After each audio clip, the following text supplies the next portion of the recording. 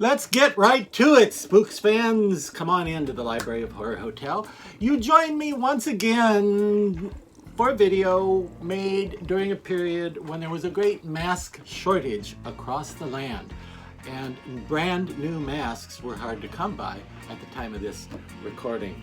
It was just like the Great Irish Potato Famine, except that it didn't have anything to do with potatoes and it wasn't in Ireland, and it didn't have to do with food. Okay, it wasn't anything like the Irish Potato Famine. However, during that time of the mask shortage, I chose instead to talk about some of the masks that we have worked on here at Horror Hotel. By we, I mean me and Laura, and give you some insight and maybe some tips on how these things can be fixed up. Because one thing that's really fun to do, I always find, is take kind of low-end masks that aren't super deluxe and try to elevate them from the first floor to the rooftop. No, elevate them from mass production status to real museum quality looking collector display pieces. Today's monstrosity comes to us from way back in a movie way back in 1932, the original The Mummy. Yeah. And there had been like comedy movies about fake, guys wrapped up in bandages looking like mummy. But the 1932 original The Mummy, directed by Karl Freund, who actually went on to direct a lot of episodes of I Love Lucy, the sitcom. The original Mummy, starring Boris Karloff, was the first movie about a serious dead mummy that comes back to life and goes around being scary. So that's really the movie that got the bandages unraveling. And today's mask is a mummy from that movie. You actually see two versions of him, because at the beginning of the movie he just looks like a dead, realistic mummy, and he looks like he's sleeping, eyes closed, horrifically crinkly, creepy makeup.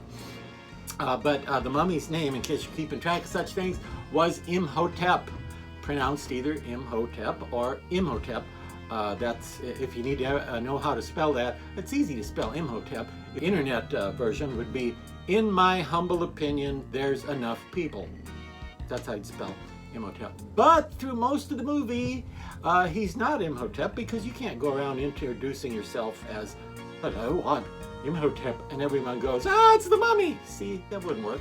You might as well just go up to strangers in the street and say, I'm the mummy. But you don't want to do that. So he instead he goes for a little walk, and when he comes back, you don't see him as a bandaged up mummy anymore. You see him as a strange, exotic old man from the East, going by the name of Ardath Bay. Now, this is one of those masks where we're going to have to go over the spelling thing briefly. There are actually 4 spellings I've seen for Ardath Bay. Now, the correct one, as used on the mask here, is Ardath, and then his last name is Bay, B-E-Y, spelled like Marky Bay. Yeah, Marky Bay, from Sugar Hill. No, it doesn't matter where she's from. That's a movie. Marky Bay was in Sugar Hill. Just look at the audience. Like Turhan Bay, who was in the mummy's tomb. Yeah. Now, what do you mean, how did he get in? No, not the actual mummy's tomb. Are you heckling me? Yeah, that's a point. He says, spend 3,000 years with tape over your mouth, and you're a little chatty. The other spelling is with the A and the E switch, so it would be Ardeth. Think like Megadeth or Death Clock. I think they spelled. Did Death Clock spell it? Oh, you don't know. Ardeth Bay with the A and E switched. You with me? So if you're watching it on A&E or any other channel, switch the A and E, and it could be B-A-Y. The incorrect spelling would be to have 2 A's or 2 E's, but I've seen it that way also. Now, why does it vary? Why is Ardathbey or Ard the other way? Why is either one acceptable? Because both are anagrams of Death by Ra, which is where he got his name, because he likes to be spooky. Now this mask is a character that's very familiar to all the horror fans. That is definitely one of the all-time classics, one of the best performances ever given by Boris Karloff, I think, in a scary movie. But, and I hear this, and I have to agree with you guys who say, I don't know, but I've been told. Yeah, maybe this wasn't a great idea for a Halloween mask. It's a great idea for a high-end collector bust, something museum-worthy or something for somebody's private collection, but you want to spend a lot of money on it and have it look really realistic. Whereas a sell-through, mass-produced, cheaper Halloween mask might not be a great idea to have gone with Ardath Bay because not enough people know him. Yes, horror fans know him, but not to the extent that everybody knows the Frankenstein monster or Count Dracula or the Wolfman. Everybody knows those monsters, but when you think of the Mummy, or if you want to go to a Halloween party or some such thing as a mummy or the Mummy, you think of a costume of a guy all wrapped up in strips, right? Not a grumpy old man in a hat, which is really what, you know, you're a grumpy old man in a hat, yeah.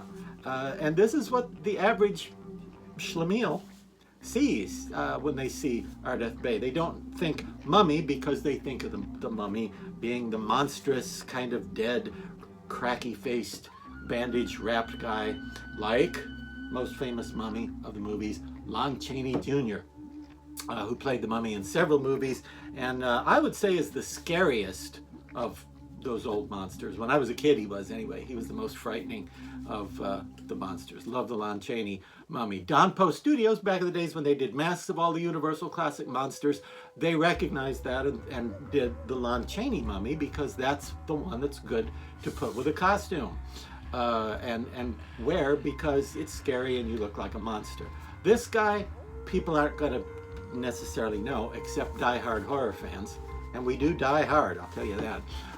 People aren't going to know that this is the Mummy because it doesn't look like a mummy. It looks like a grumpy old man in a hat. And yeah, Karis was the mummy that was the more famous one, more famous than Imhotep. Do you know, oddly enough, it would be, after 1932, it would be so long before another movie with a mummy named Imhotep would come along. It wasn't until those Brendan Fraser special effects movies that Imhotep once again was used as a movie mummy. But that's just the way that worked out, you know. The original Imhotep manifested himself as a creepy old man in a hat, but in those Brendan Fraser movies, when was the first one? Was it 1999? Thereabouts. In those movies, Imhotep, as played by Arnold Vosloo, instead manifested himself as an array of computer animated special effects. So it's very different. So this guy is only familiar to true horror fans, but the horror fans had some problems with the mask, and I get it. Now, painted on hair is something I personally don't care for. Matter of taste, you know, matter of opinion. Maybe you're okay with that, but the hat really throws him. So in our attempts to upgrade this guy, everybody at first thought, well, all you need to do is, because see, this doesn't look like a real fez. A fez is made of wool felt, real felt. Not that stuff they sell now at the craft store that's kind of stiff and shiny. Nobody ever felt that felt like that felt, but this doesn't look like felt. And for some reason they painted it blotchy, as though maybe they thought he was buried with the hat and it was rotted and aged like him. But it isn't. In the movie, he disappears when he looks like the rotten mummy, and when he comes back, he looks like he just came from the hat store and got himself a brand new fez down at Fezmart. So you don't want a fez that looks all decayed and moldy and such. You really want a nice, smooth fez, although that does detract from the ancient effect. It is accurate and it does make more sense. So everybody thought, oh, well, all we need to do is get a real fez and just plop it down over there, put it on the mask. And you didn't see a lot of guys do that because it doesn't work. The biggest fez I could find in the universe was a 2X. And I asked the various shopping AIs and such, and they're all like, now 2X is as big as you're going to get unless you want to really spend money and have something custom. And Why does it need to be too big? Well, remember, this was made to be a wearable mask, which means it's a little bit bigger than life size because it's designed for you to be able to pull it on over your head and have your head inside it. And if it was the size of your head, that wouldn't work, would it? Now, this didn't come out until recent years. This is not one of the old Down Post Universal masks because, as previously divulged, they never did him. This one is from Trick or Treat Studios, and the Trick or Treat version did have this mold. Wait a minute. Fix the sign. Correct that. Yeah, more like it. Harder and harder to dig up good caption zombies these days. Anyway, the Trick or Treat version had a molded hat, and it's not good for storage because the longer these are kept in a warehouse or in a supply closet or something to sell, the more the hat gets smushed out of shape, and it's supposed to be nice and even. But it turned out there were a couple of problems with that business of sticking a fez on there. Not only is this too big to get away with that, it turned out the angle is all wrong right here because a fez is supposed to be cone-shaped. I would have used the word C-O-N-I-C-A-L, conical, except you might have thought I was saying comical and you would have been looking for a joke, and I have no joke about that. It's supposed to be cone-shaped, which means it tapers as it goes up. It's smaller up here. You see, the circumference of this area is smaller than the circumference of the circle around the bottom of the fez hat. And this doesn't slope enough. This is almost straight up and down. What you really need is something that looks like an inverted flower pot or inverted drinking glass, or for those of you who aren't familiar with drinking glasses because you just drink straight out of the bottle, imagine an ice cream cone. If you cut off both ends, the end with the ice cream on it and the pointy end, and had to turn it over, and that would be the shape of a fez. You can't do that because if you had a fez big enough to put on here, these corners here get in the way, and in order to have the correct angle of tapering, it would stick out too much, and it would be like Gilligan's hat, you know? It would be a big broad bottom across there. So Laura did in fact glue real hair onto some of these for friends, and I touched up the paint. It's a very difficult character to capture. The sculpture does not have the exact wrinkles of the makeup of the movie, and it's almost impossible to do that. In the movie, thanks to the unmitigated genius of Jack Pierce, who did the classic makeup, the wrinkles on Ardath Bay don't look like the natural wrinkles that you get on your face when you get old. They don't look like old man wrinkles. They look a little bit strange, like his skin is dried out and stretched. There's like millions of tiny wrinkles, and if you really sculpted it that way, you'd never get more than 3 copies out of a mold, and then the mold texture would start to wear down because wrinkles at that fine level are almost more like texture than they are detail.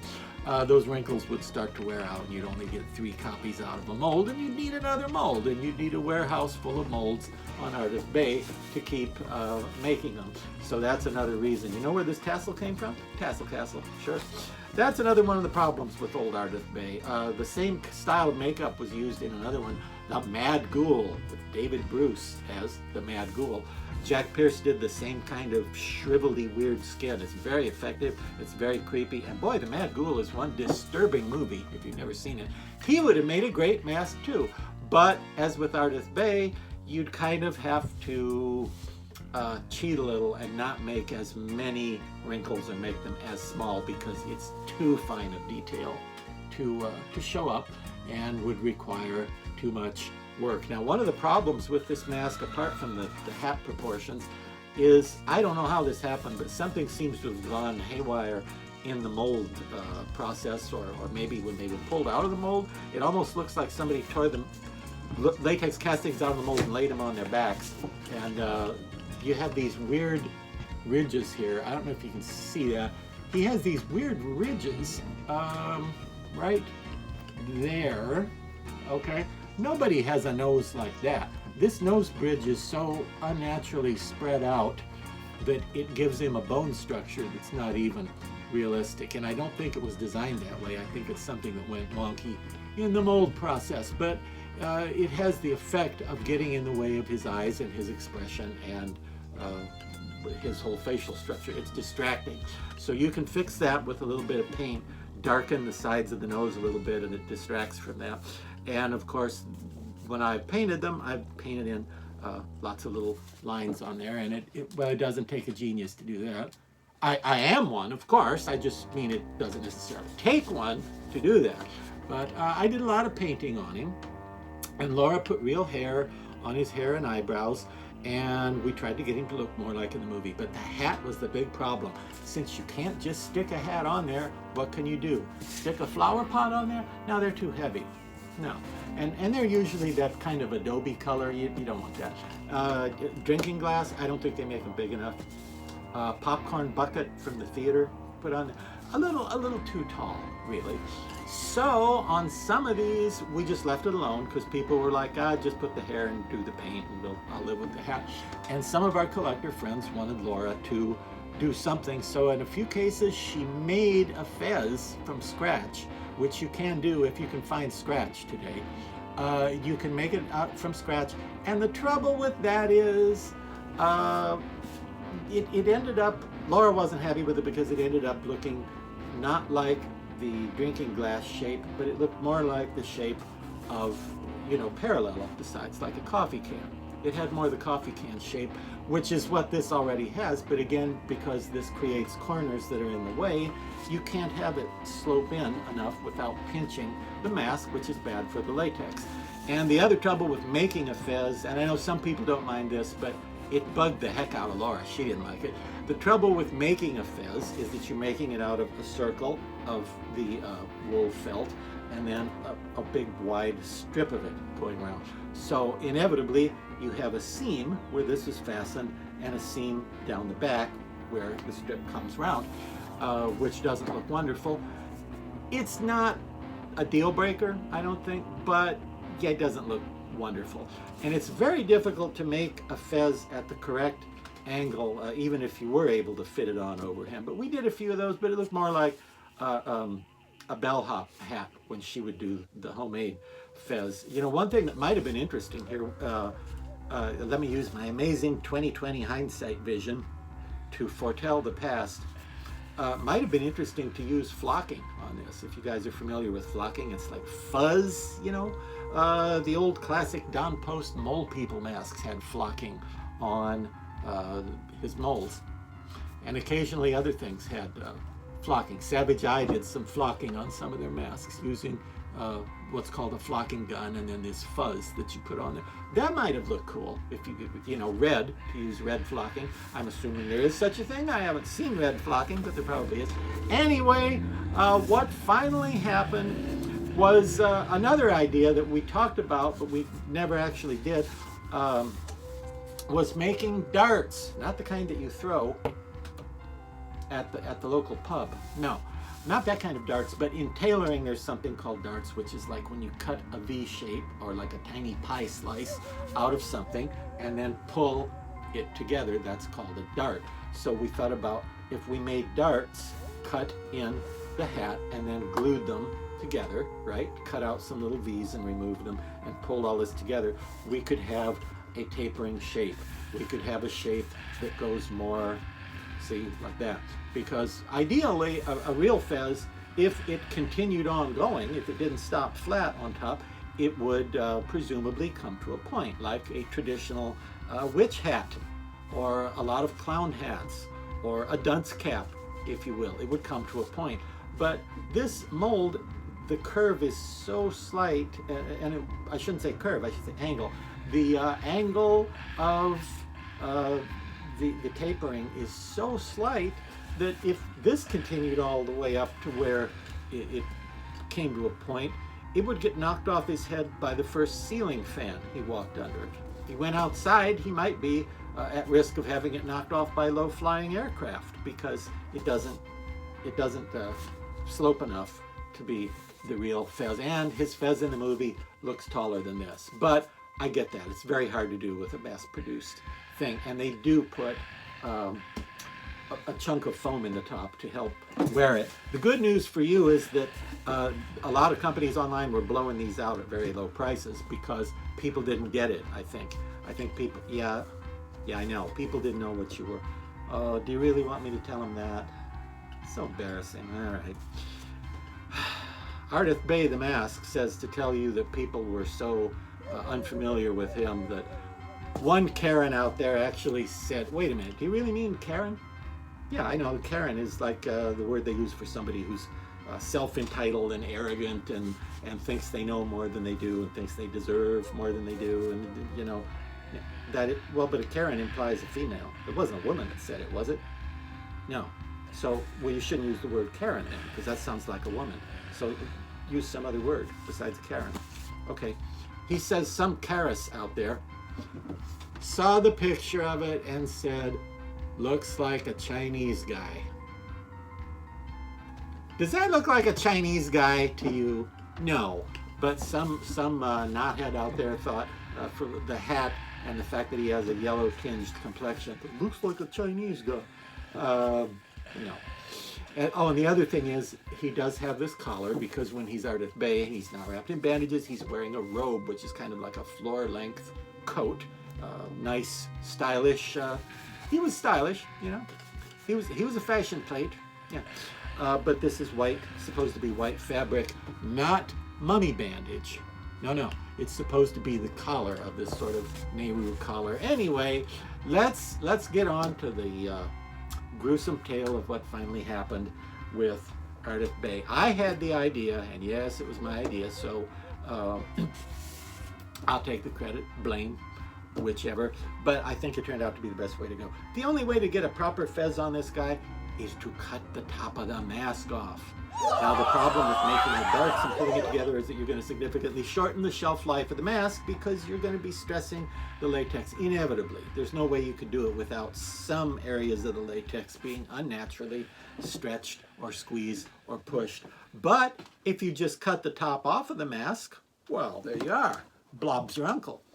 And if you do that, you can put a proper fez on there. And let me just show you. You can get a proper fez for about 30 bucks online. Oh, but this is what we had to do. Mask mutilation. Ladies and gentlemen, if you are of a nervous disposition or, you know, weak stomach or anything like that and can't stand the sight of mask mutilation, yeah, I should have mentioned that before so that I wouldn't have shocked you with this site, but we cut about that much of the hat off of there, and that way what's left is not being stretched or pulled unnaturally, so it's not going to hurt the mask or shorten its shelf life, but it does require something to sort of keep it in shape, because when you take the top of the head off, the mask is floppy. So this has glued to the inside a strip running around here, just a small strip, made of plastic, made of latch hook rug making mesh, which is flexible and fairly soft and flexible and easy to work with and lightweight and cheap, and that works. So he's got a little ring of that, and it's stiff enough to keep the head in shape so it's not flopping and folding in.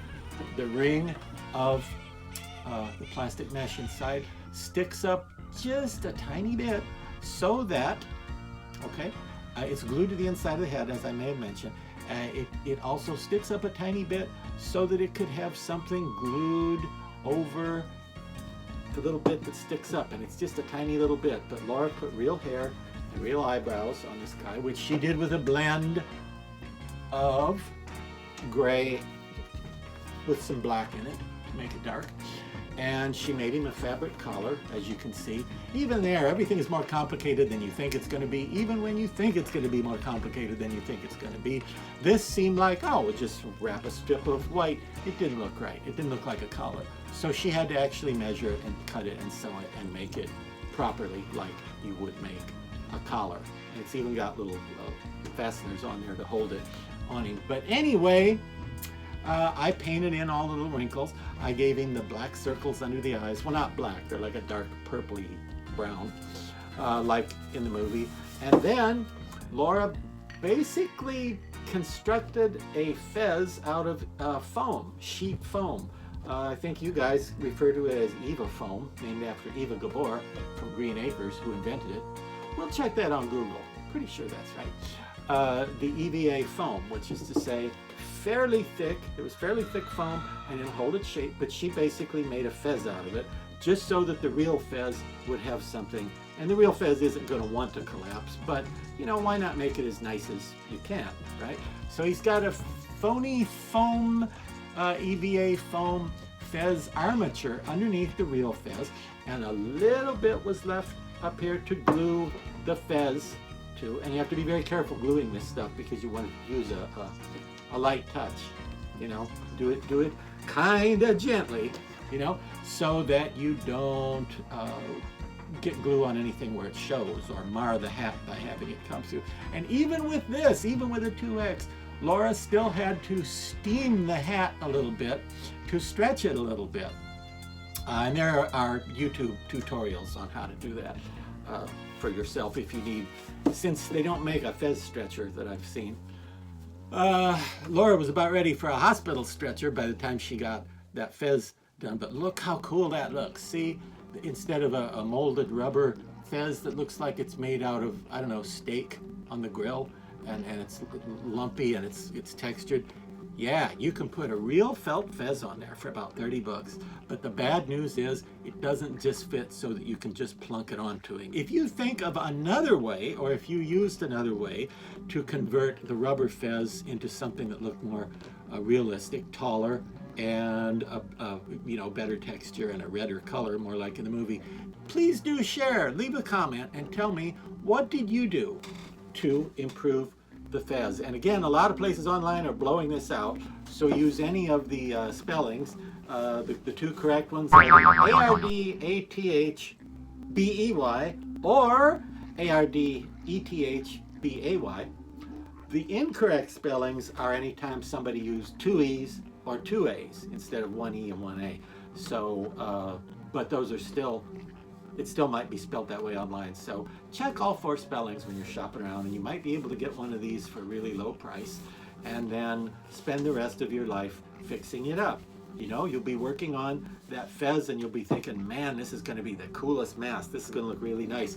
But you know, you'll hopefully get your mortgage paid off, but then your kids will graduate high school and go on to college and move out of the house, and you know, you'll still be working on that fez. So good luck with that. I hope you are able to figure it out as well as Laura Lady did. But anyway, another look at what you can do to make a beautiful thing out of a mass-produced item. Okay, and what we did to try to make an improved thing. What do you think? I think he looks better. I hope you will agree. I did a lot of paint work on him, including, like I mentioned before, I put some dark paint, not the darkest of dark, but darker than the highlight, on the sides of the nose to try to get rid of that flaw that seems to be common to every copy I've seen. There's these weird nose bridge lumps that get in the way of his eyes. You can fix that with a little dark paint. So there he is, before and after Ardath Bay. And until next time, let's hope there's a next time.